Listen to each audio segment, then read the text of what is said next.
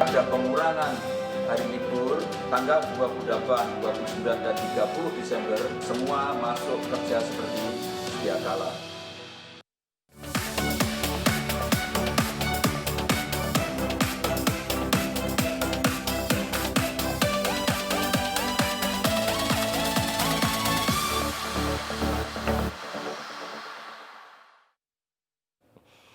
Ya, pemirsa, mengantisipasi lonjakan kasus COVID-19, pemerintah mengurangi 3 hari libur panjang di akhir tahun 2020.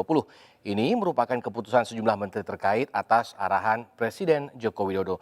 Bersama saya Samuel Purba, kita akan berbincang lebih jauh terkait libur dikurangi, Corona terkendali. Nah, sebelum kami hadirkan perbincangannya ke hadapan Anda, terlebih dahulu kami akan sampaikan rangkaian informasi seputar peristiwa yang terjadi sepanjang hari ini.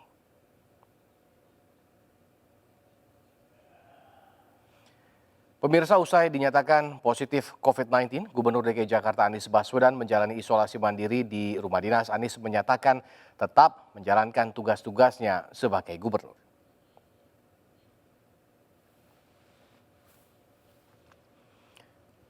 Dalam video yang diunggah di laman media sosialnya, Anies mengatakan dalam kondisi baik dan menjalani isolasi mandiri di rumah dinas di kawasan Menteng, Jakarta Pusat. Anies menyatakan tetap menjalankan tugas kegubernuran dari rumah dinas. Anies juga tak hentinya mengingatkan warga untuk menerapkan protokol kesehatan termasuk menerapkan pemakaian masker dan menjauhi kerumunan mengingat perang melawan pandemi belum berakhir.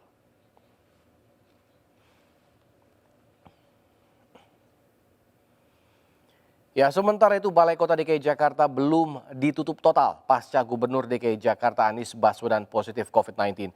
Masih nampak pegawai yang bekerja di kantor dengan memperketat protokol kesehatan. Hari ini aktivitas di Balai Kota DKI Jakarta masih berlangsung seperti biasa.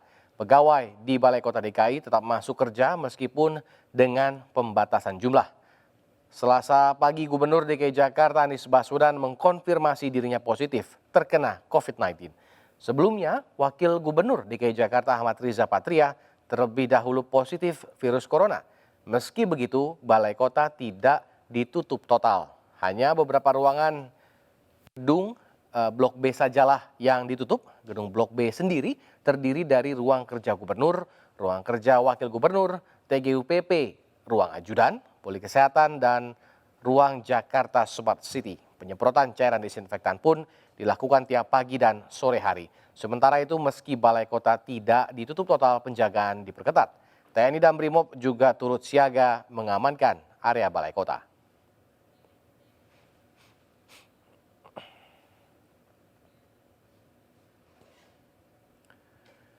Rumah Sakit UMI dan tim medis Mercy penuhi panggilan penyidik Reskrim Polresta Bogor untuk menjelaskan proses swab tes terhadap Rizik Syihab. Mereka dipanggil guna melanjutkan pengusutan dugaan menghalang-halangi Satgas COVID-19 terkait perawatan Rizik Syihab di Rumah Sakit UMI Bogor. Setelah penyidik Reskrim Polresta Bogor Kota memeriksa pihak pelapor maupun terlapor dalam kasus Rumah Sakit UMI yang diduga menghalang-halangi Satgas COVID-19 terkait perawatan Rizik Syihab, penyidik menyimpulkan kasusnya akan naik ke tahap penyidikan. Sebanyak 17 orang terdiri dari pihak pelapor dan terlapor telah dipanggil guna dimintai keterangan. Sedangkan terkait upaya pencabutan laporan atas Rumah Sakit UMI oleh Satgas COVID-19 Bogor, Kapolresta Bogor Kota Kombes Pol Henry Fuser menegaskan kasus pelaporan atas Rumah Sakit UMI tidak bisa dicabut karena bukan delik aduan. Siapapun bisa melaporkannya jika melanggar pidana karena melanggar pasal 14 Undang-Undang Nomor 4 Tahun 1984 tentang penanggulangan wabah penyakit menular dengan ancaman hukuman 1 tahun penjara. Pihak rumah sakit bersama Satgas COVID-19 Kota Bogor dari awal telah sepakat untuk melakukan swab tes terhadap Rizik ketika dirawat. Namun kenyataannya pihak rumah sakit mengaku kecolongan atau tidak tahu pelaksanaan swab tes Rizik yang dilakukan secara diam-diam oleh tim medis eksternal.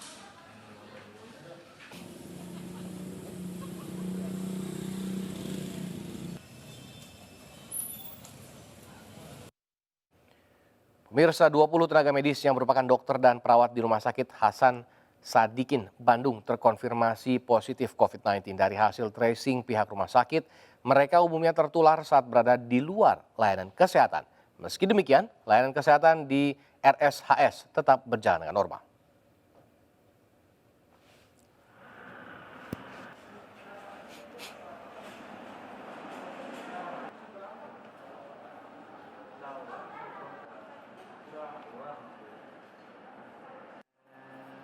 Sedikitnya 11 dokter dan 9 perawat di Rumah Sakit Hasan Sadikin Bandung terkonfirmasi positif COVID-19. Mereka dinyatakan positif setelah dilakukan swab massal di lingkungan RSHS beberapa waktu lalu. Direktur Perencanaan Organisasi dan Umum RSHS, Dr. Muhammad Kamaruzaman, menurutnya dokter dan perawat yang positif umumnya tertular saat berada di luar layanan kesehatan. Sementara itu jumlah kasus positif aktif di Rumah Sakit Hasan Sadikin Bandung sejak awal November terus bertambah.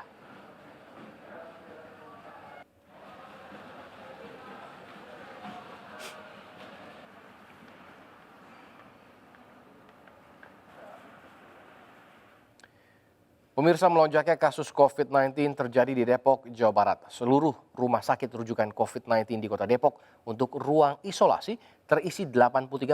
Sementara untuk ruang ICU terisi 74%.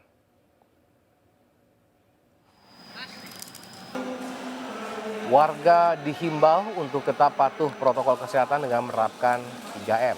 Kasus COVID-19 di kota Depok, Jawa Barat terus meningkat dan membuat ketersediaan ruang isolasi juga berkurang.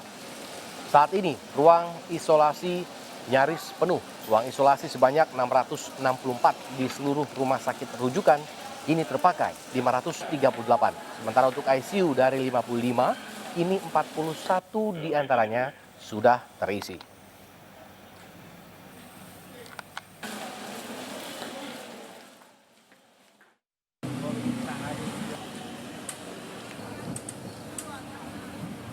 Sementara itu rumah sakit rujukan COVID-19 di Kota Tangerang, Banten nyaris penuh. Saat ini sudah 82% kapasitas tempat tidur di seluruh rumah sakit rujukan dan tempat isolasi terisi untuk merawat pasien COVID-19. Padahal Dinas Kesehatan Kota Tangerang juga sudah menambah kapasitas tempat tidur. Hingga akhir November, kapasitas tempat tidur yang semula 513 bertambah menjadi 830 tempat tidur.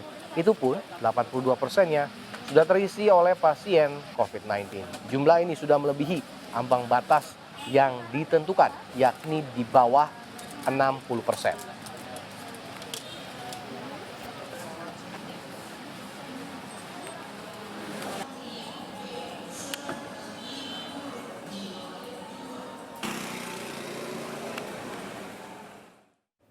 Pemirsa, kapasitas ruang isolasi sejumlah rumah sakit rujukan pasien COVID-19 di Kota Malang penuh.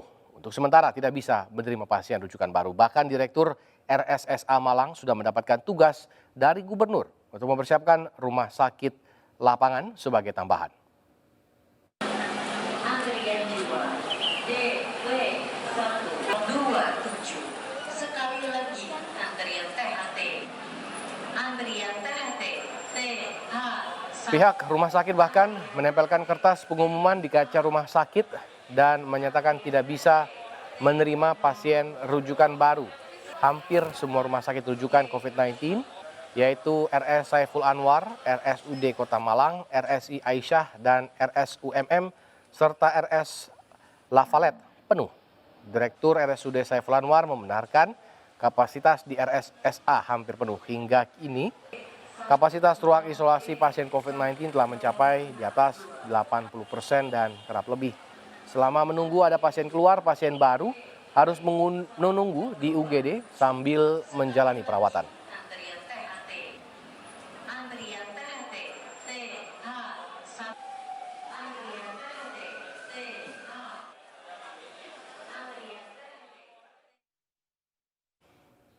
Ya, Gubernur Riau Syamsuar dan istrinya juga positif terpapar COVID-19. Sebelumnya Gubernur Riau dan istri sempat menghadiri acara di Jakarta dan mengeluh batuk-batuk. Hasilnya adalah kami dinyatakan positif. Untuk itu sekali lagi saya sampaikan kepada seluruh warga Setelah Kota tidak Malang, muncul dalam 8 hari terakhir, Wali Kota Malang jaga Sutiaji mengumumkan dirinya positif terpapar COVID-19. Sutiaji mengumumkan kondisinya melalui video yang diunggah di media sosial. Dalam video berdurasi 4 menit 42 detik tersebut, Wali Kota Malang Sutiaji tengah dirawat dengan selang infus di tangan. Sutiaji baru mengetahui positif terpapar setelah hasil uji swab keluar. Gubernur Riau, Syamsuar dan istri juga terkonfirmasi positif COVID-19. Satuan Tugas COVID-19 Riau menyatakan hasil tersebut diketahui dari tes swab Senin kemarin. Ini Syamsuar dan istri diisolasi dan dirawat di Rumah Sakit Umum Daerah Pekanbaru.